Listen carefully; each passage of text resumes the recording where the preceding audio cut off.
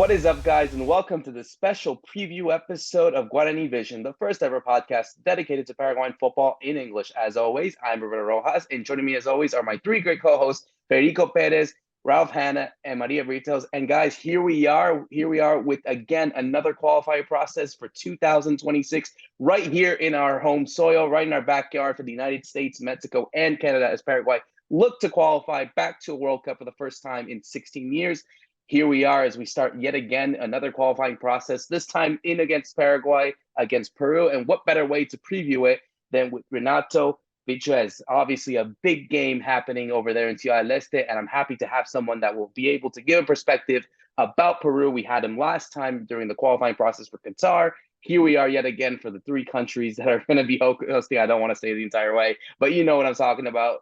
Obviously, let's go to Renato first here. First of all, thank you again for coming on. And first of all, for some people that maybe haven't listened to the last episode that we had you on, and those that are new, can you just tell a little bit about yourself and your connection to Peruvian soccer? Definitely. So it's been a while since I've been on this cast, but in case you guys don't know, my name is Renato. I'm from New Jersey, but my parents are both sides are actually from Lima, Peru. Always been a fan of Peruvian football. My main team in Peru is actually Sporting Cristal, but of course I also love the Peruvian national team, and he's been a huge follower since I believe around 2006 or by that around that point. You can fear some ups, some downs, but no matter what, it doesn't take away my love for the team. Awesome, Renato. It's nice to have you back after a while. Even though we've seen a lot of Peru lately, I think our last official match was actually against Peru. It's been a while since Paraguay has some official games. We've actually been playing friendlies, getting ready, a lot of practices.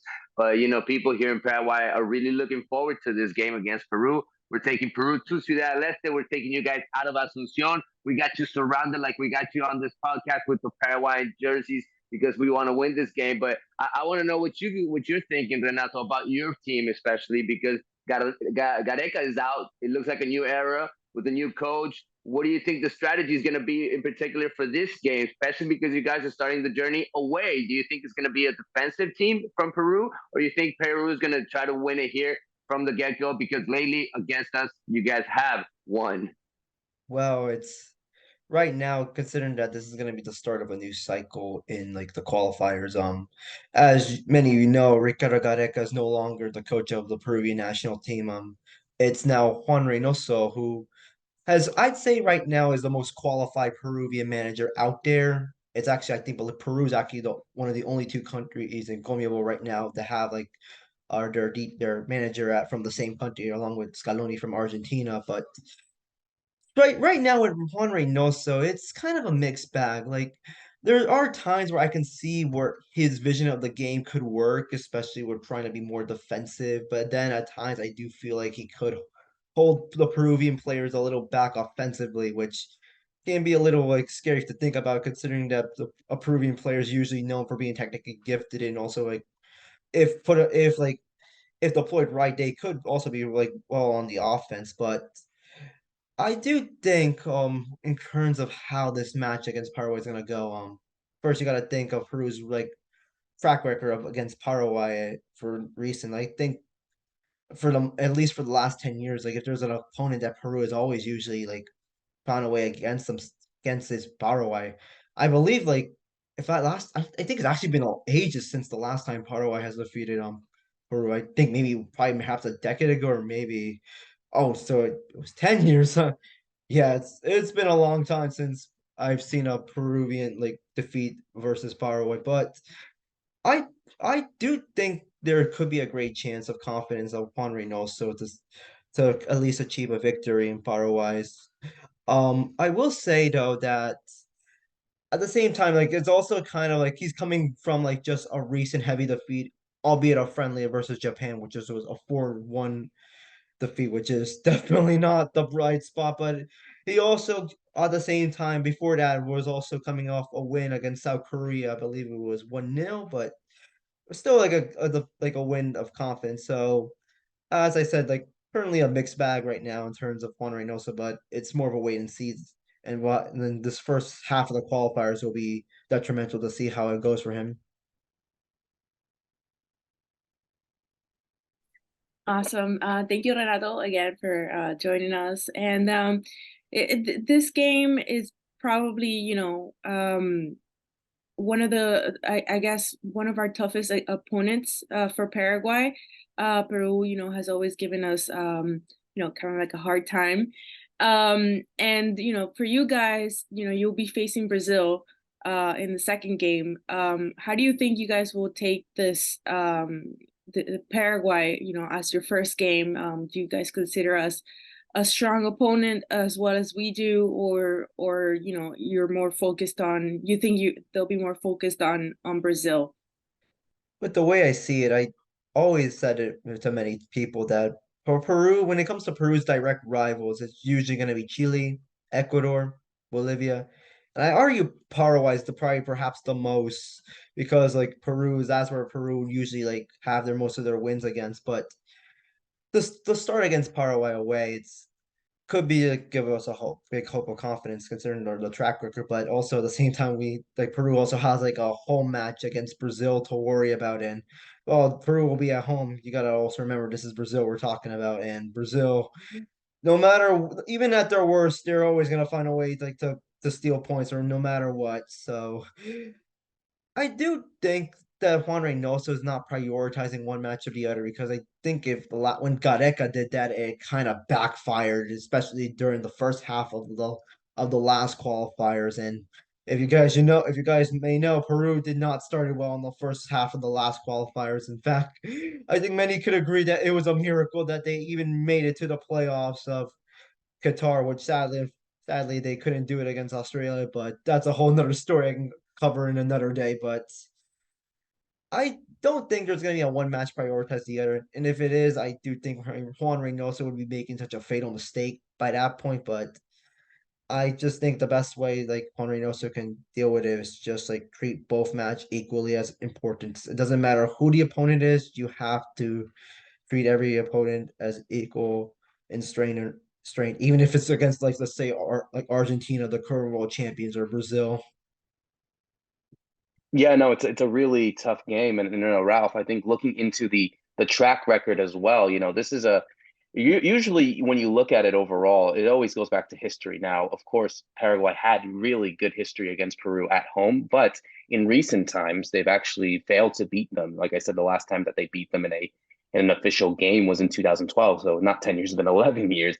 They lost 4-1 in 2016, a really bad game in Asuncion, where Peru obviously made it to their first World Cup since 1982. Then they drew in the last game that they took against each other in a qualifier at home, 2-2.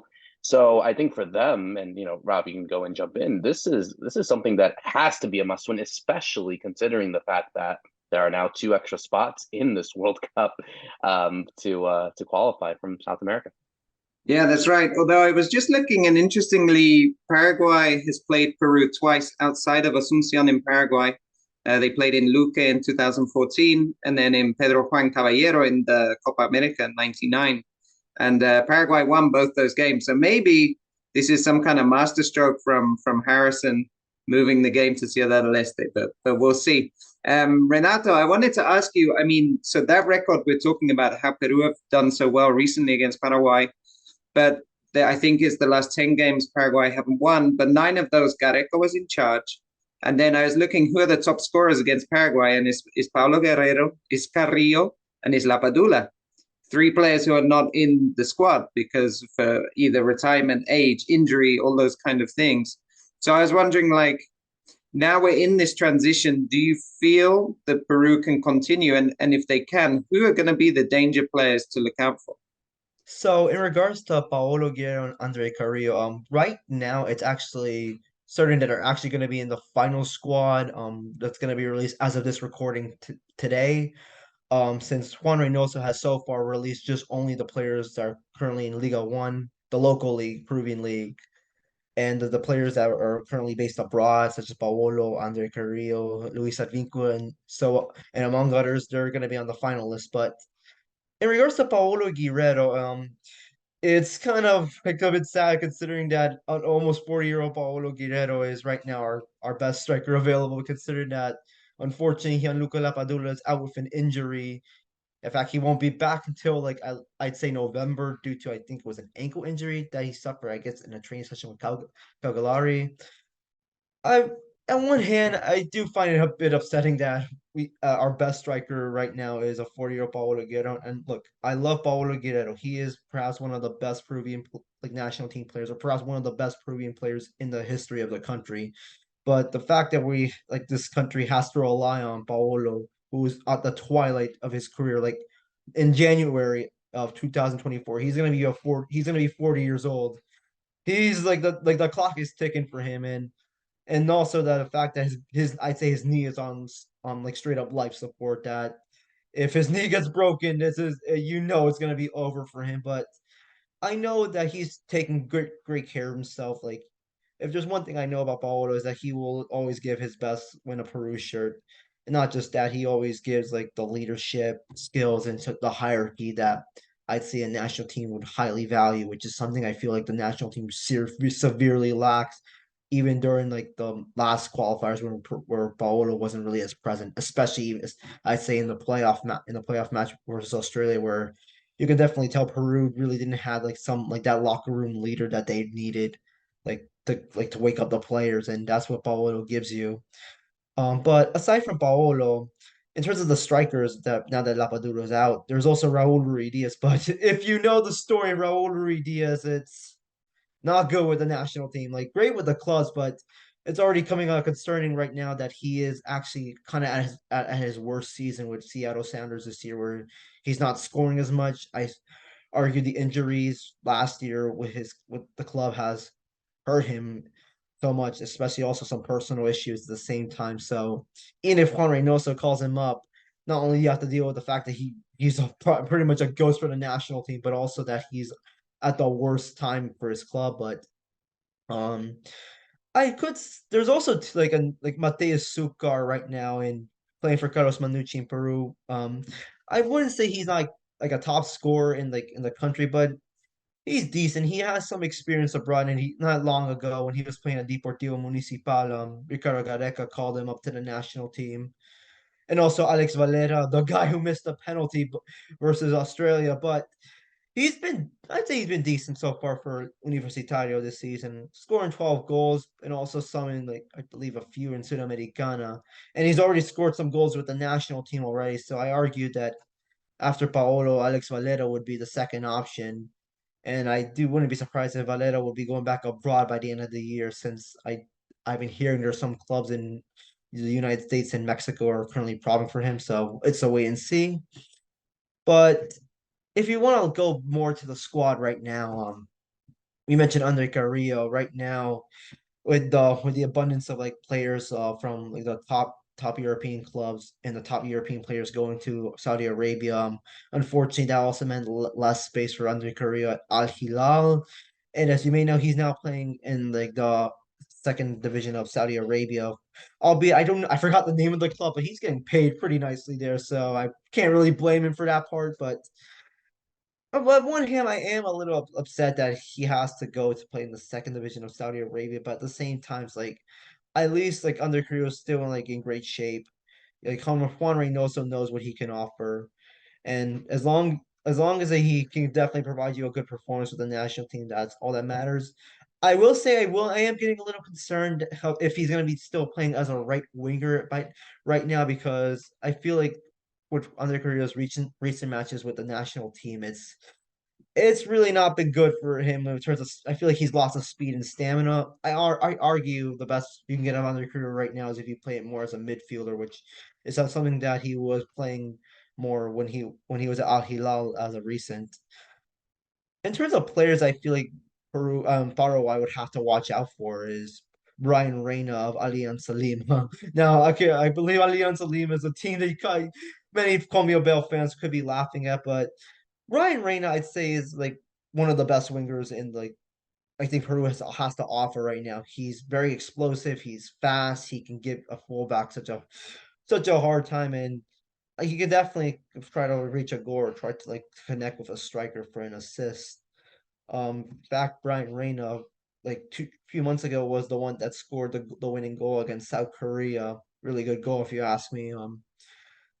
Another player that I feel like that's a newcomer, but I feel like that's absolutely going to be on like the call up list for that's coming soon. It's going to be Sporting Cristal's Joao Guimardo, the new upcoming like 2003 talent that's making headlines in Peru. Right winger, he very similar to Brian Reina, but I do think that the one thing Guimardo has over Brian Reina is being more like I think he reads the game better. Like not just that, he also offers like a lot of defensive support. Like he's not afraid like to come over like to try to mark down his players, but it also like he offers you a lot of speed and like I think like a lot of energy and spirit. So and Juan Reynoso has already spoken highly about him. So I definitely expect to see him in the final list. And one incoming talent that's I think that's definitely has a high chance to be on the list is Universitarios Piero Quispe, another player that's been making a lot of headlines in the country. If there's anybody that I think has have a great chance of succeeding Christian Cueva in the national team, it's Piero Quispe. I think he offers not only a lot of creativity, but he's also great on the ball. He also great off the ball and also with defensive support. He's of course been scoring a lot like for Universitario as of late, and considering Christian Cueva's unfortunate poor level as of Alianza Lima recently, where you just feel like he's an absolute far cry from the player that Peruvians are just so used to seeing in the national team. Like there's even a debate of whether he should start or not for the qualifiers, or if he should just be on the bench. And if people would want to see someone like Biro Quispe start, which I I maybe could be a risky move considering that you're starting a player that barely has any matches with the national team, but has something that's very similar to Christian Cueva, or if not, people can say he can even be better than Cueva in the future, which I can definitely see that.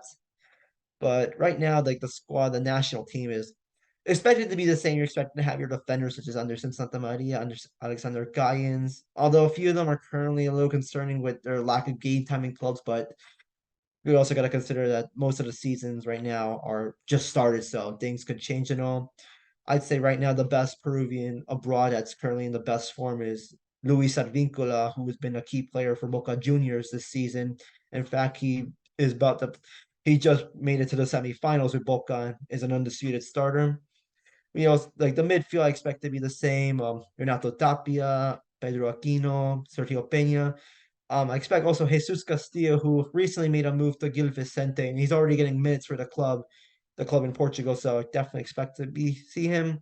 There's also been some talks of Luis Iberico, the Melgar player who's recently moved to Riga and Latvia. May sound like an exotic league, but the team has been quite interesting, getting some talents from obscure countries, especially one player from Costa Rica that's been scoring quite a lot as a recent. But I do think that there could be a chance that he could end up in the squad as well, since he's been scoring for the national team, and he's also, if you in case you don't know, he's actually been like considered like a high scorer when he was with the youth teams of Peru, like scoring I think around 10 or more goals when he was with the youth teams. So I think there's the call up list is gonna be like extraordinary in terms of like newcomers. I don't think so because I think Juan Reynoso still wants to keep it safe. This is the beginning of the qualifiers. You want to try to act a little conservative, but I do think there's could be at least two names, or maybe a surprise that I might not know about that will be in the final list. But this is what I'm probably expecting. Nice, nice. So it's interesting. There's a lot of new players coming through after Peru is now obviously in this transition, I guess, from that kind of golden generation that got them first to Russia. Just the last question I had from me is one thing Paraguay struggled with a lot under Barros Schelotto is defending set pieces. Traditionally, I would suggest Peru is not a great team at exploiting that, but under a manager like Reynoso, who is a defender himself and is a bit more, I would say, focused on the organizational side of football. Do you think that's somewhere that Peru might be able to exploit against Paraguay? Funny, the thing is with set pieces is I argue set pieces is something that it's just a weird topic with Peruvians. Like it's like either they get scored on the last minute with a set piece, or they just start struggling so bad to score against set pieces.